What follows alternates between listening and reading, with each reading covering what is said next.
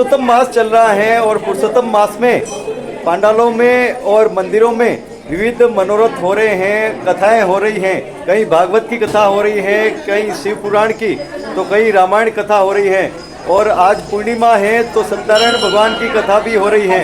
शरद पूर्णिमा का अवसर है और बहुत ठाट बाट के साथ में सभी भक्त खूब आनंद ले रहे हैं कथाओं का। किस प्रकार की कथा हो रही है और क्या कह रहे हैं भक्त, देखिए हमारे साथ ये खास खबर। पुरुषोत्तम मास में कथाओं का दौर चल रहा है और महाकाल मंदिर के हनुमान जी मंदिर में ये कथा हो रही है, भागवत कथा। बड़ा ही आनंद सबको आ रहा है। कैसा है आनंद इस कथा पंडाल में और क्या कह रहे हैं भक्त, देखिए हमारे साथ ये खास।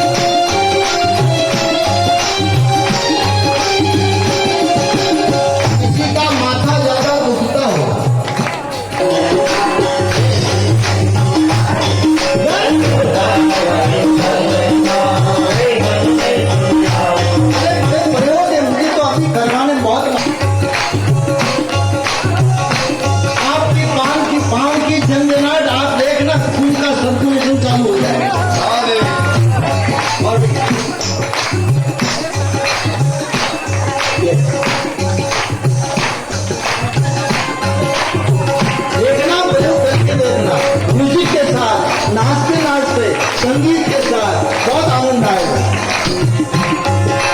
एक सखी मेरे आंगन आई, एक सखी मेरे आंगन आई, एक सखी मेरे आंगन आई, एक सखी मेरे आंगन आई। नजर लगा के डालना ये मन में सुनता, नजर लगा के डालना ये मन में सुनता, ओ नजर लगा के डालना।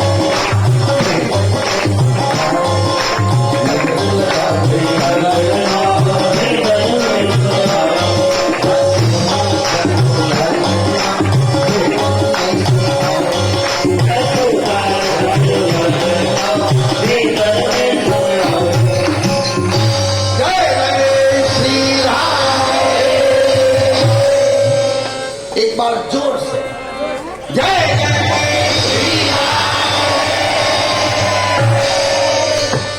जय जय श्री राम। बहुत बहुत धन्यवाद।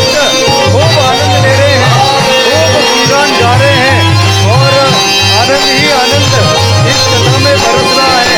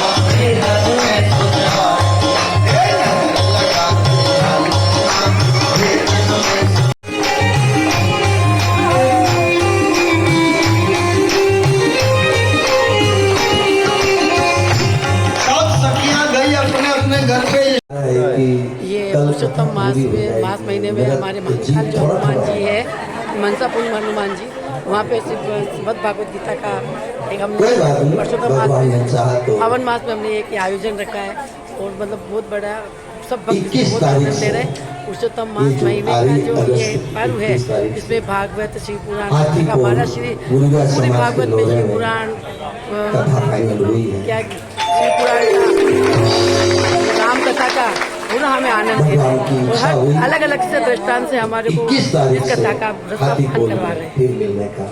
भजन भेजो कीर्तन में बढ़िया हाउस नाच कूद ले रहा है, बढ़िया बहुत आनंद, बहुत अच्छा लगी रहा है, बहुत आनंद लगा, बहुत आनंद। आज जिलों की नगरी उदयपुर के आलोक स्कूल स्थित श्री राम मंदिर में कथा हो रही है भागवत महापुराण की, और आज सत्यनारायण भगवान की कथा हुई है।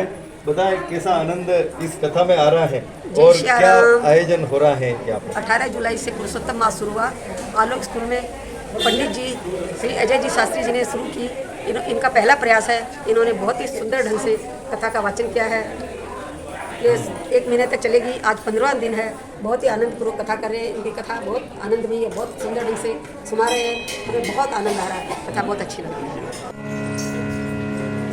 भगवान नारद जी कह रहे प्रभु कैसे किया जाए, तो भगवान के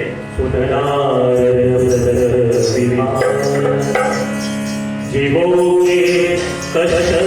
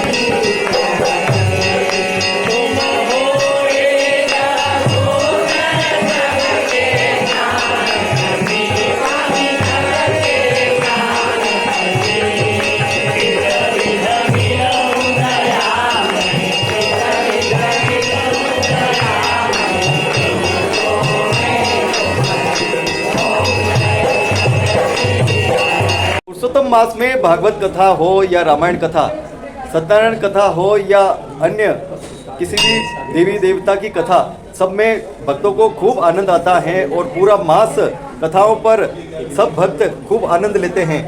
ये मास क्या महत्ता है इस मास की और किस तरह से कथाएं हो रही हैं, क्या आनंद आ रहा है भक्तों को? सभी को प्रणाम, जय श्री राम।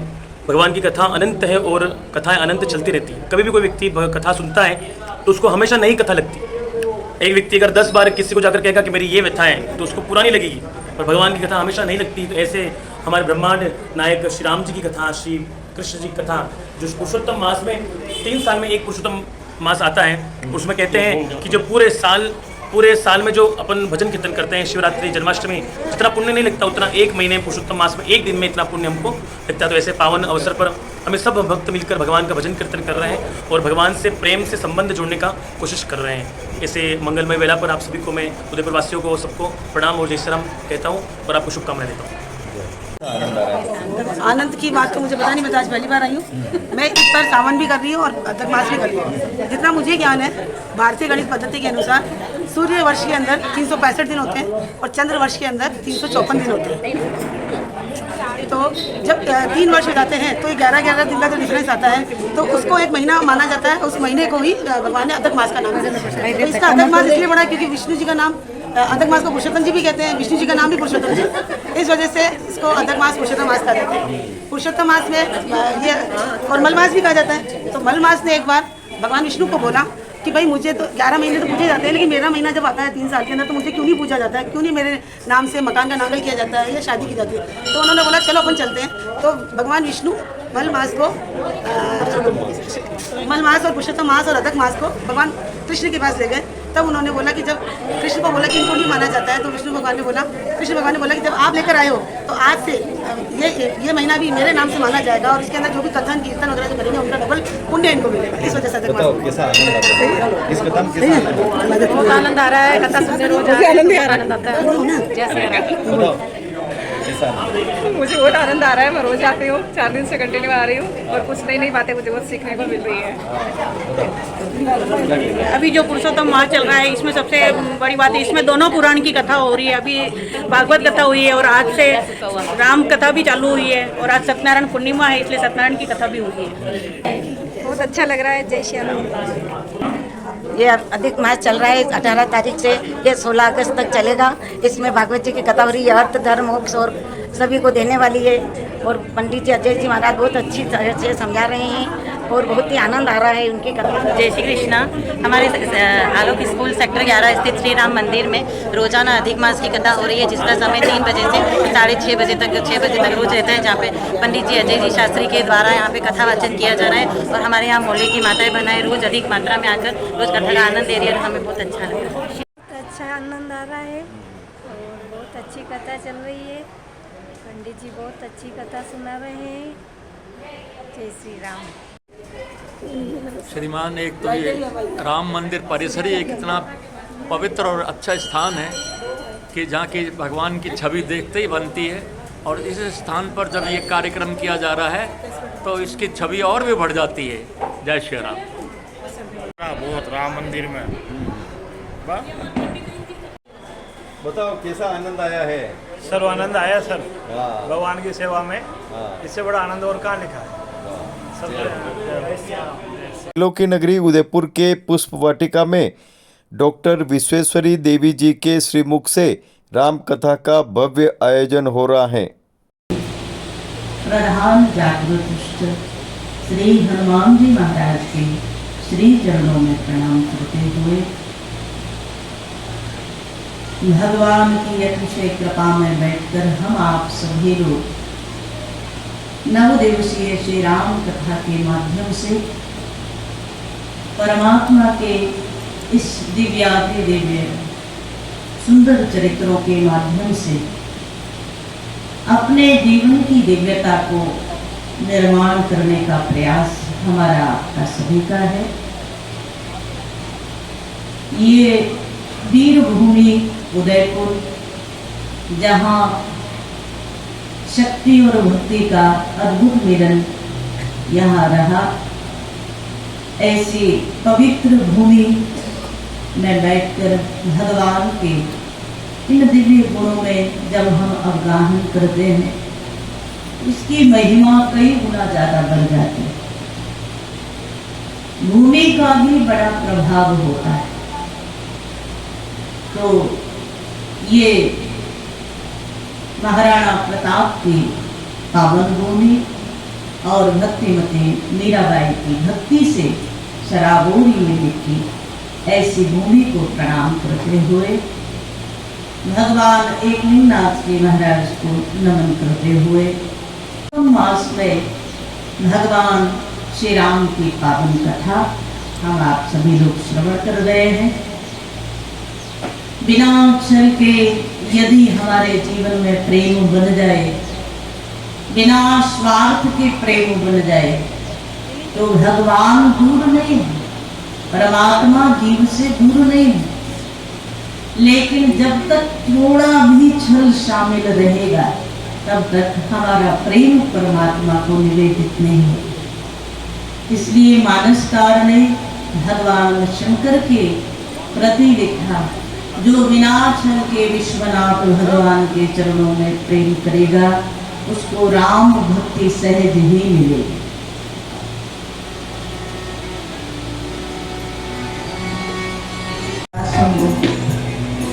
हम लोग तो कितनी देर राम नाम गाते होंगे, पर शंकर दिन रात सतत जपते। भगवान शंकर के हर श्वास से राम निकलता है। और एक बार जब श्वास श्वास में सुमिरन शुरू हो जाए, तो फिर करना नहीं पड़ता, होता है। मीराबाई भजन करती थी कि होता था? होता था। बचपन में एक घटना घटी, आप सभी लोग को परिचित है ही। कहीं दरवाजे से बारात जा रही थी, और ऐसी घटना, ऐसी लोक कथा है कि जब दरवाजे से बारात जा रही थी, तो महल के छत पर खड़े होकर के सारा परिवार बारात कर रहा है, और उसी समय घटना घटी। मीरा जी बिल्कुल छोटी थी, और बचपन में ही माता जी से पूछ लिया, माता जी ये किसका दूल्हा है? तो मैया ने बताया इसका। मीरा जी ने कहा तो मेरा। देखो, ऐसा नहीं कि ये घटना मात्र से मीरा जी का मन परिवर्तित हो गया या मन कृष्ण में लग गया, लेकिन संयोग तो है। कोई अद्भुत जीवन में दिशा जब मिलती है ना, तो उसके पीछे कारण बहुत सारे होते हैं। तो मीरा जी ने माँ से जिद कर ली थी, मेरा दूल्हा कौन सा है, मुझे भी मेरा दूल्हा बताओ। अब छोटी सी बिटिया को माता क्या समझा। तो ऐसा कहा जाता है कि कभी कोई संत आए थे, चातुर्मास किया राजभवन में। मीरा जी ने 4 महीने जो गिरधर गोपाल की सेवा संत करते थे, उनके सामने बैठ करके पूरी सेवा का अवलोकन किया, कैसे कैसे महात्मा सेवा करते हैं भगवान। जब वो जाने लगे तो मीरा जी ने चरण पकड़ लिए, मुझे ये गिरधर दे करके जाओ। एक बार तो संत ने कह दिया कि नहीं, मेरे आराध्य को कैसे दे दूं। परिवार वालों ने समझाया, मीरा ये तो खिलौना नहीं जो तुझे दे दिया जाए, ये भगवान है, महात्मा के भगवान है, कैसे दे दे। मीरा जी ने जिद कर दी, मेरे सारे खिलौने ले लो पर मुझे मेरा गिरधर दे। और वो जो श्रद्धा मीरा के मन में महात्मा के संग से पड़ी। एक दिन जब माँ कोई जवाब नहीं दे पाई, तेरा दूल्हा कौन है, उस समय वही गिरधर की मूर्ति ला करके मीरा के हाथ में दे दी। मीरा, तेरा दूल्हा यही। और उस क्षण से मीरा के मन में विश्वास शुरू हुआ। भक्ति का जो बीज था था वो अंकुरित हो गया, पल्लवित हो गया। मीरा ने मान लिया मेरा दूल्हा केवल गिरधर गोपाल। ये जो निष्ठा है, मीरा के रोम रोम से कृष्ण का नाम चलता है। वहां भजन करने की आवश्यकता नहीं है, वहां भजन स्वतः होता है। तुम पुण्य राम राम दिन रात, भगवान शंकर के रोम रोम से राम निकलता है। हम जब जब सेवा करें, हम जब जब भगवान के चरणों में उपस्थित हो, उस समय जब मांगने की इच्छा हो तो ये मांगो। ये धन दौलत पद शोहरत, ये जितने भौतिक साधन भगवान से मांगते हो, ये आज तो है, कल रहे ना रहे कोई पता नहीं। दूसरी बात, लेकर भी नहीं आए थे तुम और लेकर भी नहीं जाओगे। हाँ, राम नाम की कमाई जितनी कर लोगे वो तुम्हारे इस संसार में इहलोक में भी काम देगी और परलोक में भी काम देगी।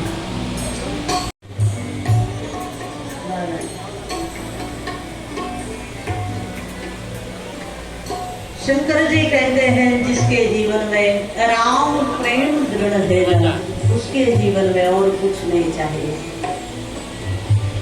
जगत प्रकाश प्रकाशक राम, जगत प्रकाश प्रकाशक राम,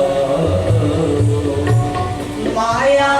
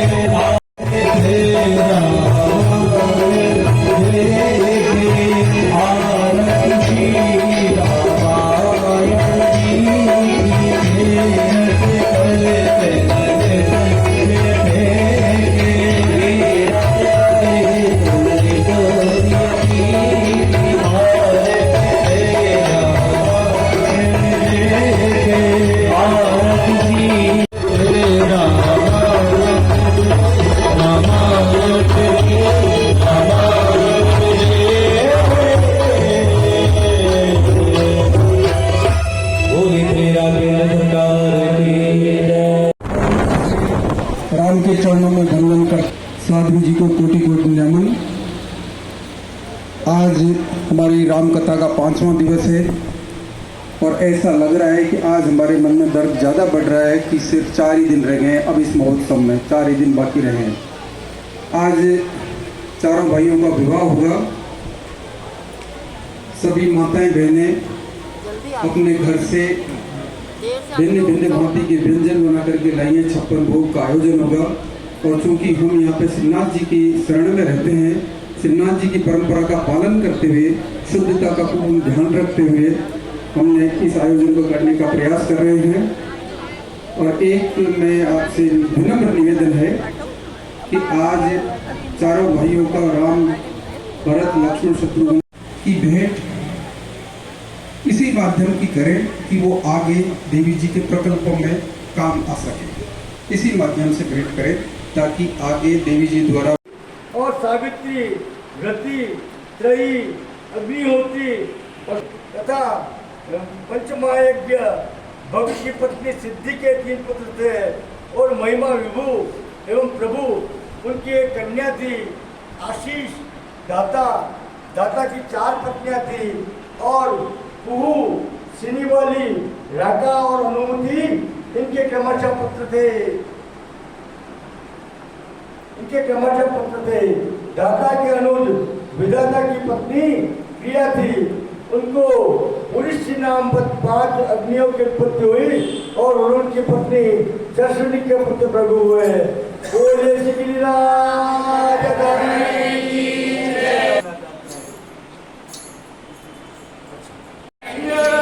देव की जय हो। पधारे हुए सब भक्तजनों की जय हो।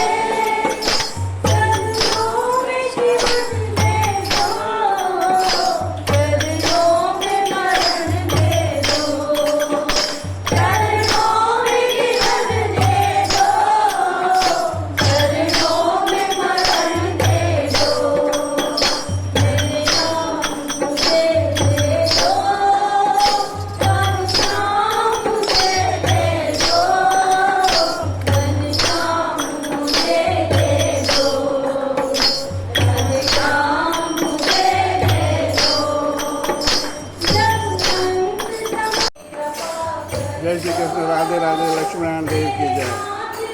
ये भटनाड़ा समाज के लक्ष्मीनारायण सेवा समिति द्वारा इसका आयोजन किया जा रहा है और जो कथा प्रवचन कर रहे हैं वो मेवाड़ राज घराने के व्यासपद के हैं और वो हमारे यहाँ सेवा कर रहे हैं।